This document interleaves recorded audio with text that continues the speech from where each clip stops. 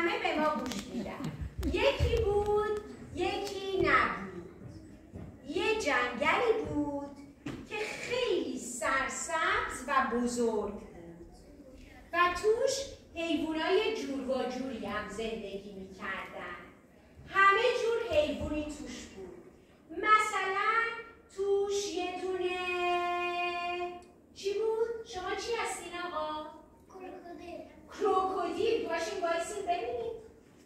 یک کروکودیل زندگی میکرد. آقای کروکودیل شما چه کلاسی میرین؟ کشتیگیری؟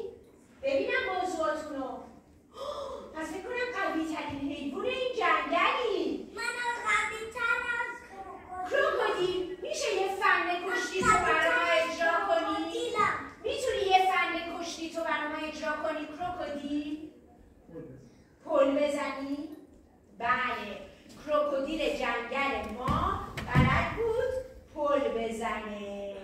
آفرین. نه تو گوز نشستی. بجز کروکودیل یک پلنگ هم زندگی میکرد. این پلنگ ما میشست پاشو مینداخت رو پاش و همه رو نگاه میکرد. بعضی وقتام تند از این ور به اون ور میرفت. بشین کروکودیل خیلی سریع بود. پاشو ببینم آقا پلنگه چجوری میدویی؟ اوه خیلی تند میدوه. بفرمایید. خب راجع به خودتون چیزی هم میخواین بگین یا نه؟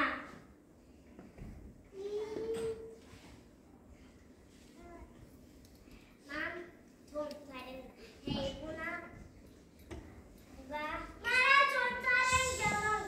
خب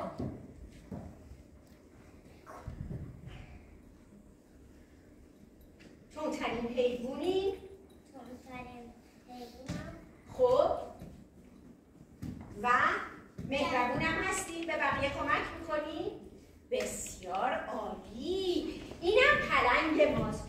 به جز پلنگ ما یه سگی هم اینجا زندگی میکرد.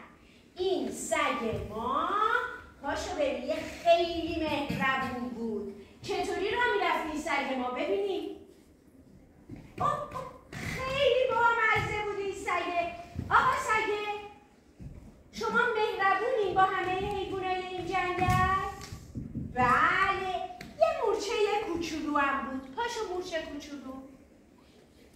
این مورچه کوچولوی ما هر روز صبح کیفشو مینداخت پشتش. کیفتو نشون بده به همه و میرفت مدرسه. چی میخوند بچه ها وقتی میرفت؟ میرم مدرسه جیبام پره فندق و پسته. جیبام پره فندق و پسته. یه گوزنم بود. بقیه‌شو بعداً می‌خونی. یه گوزنم.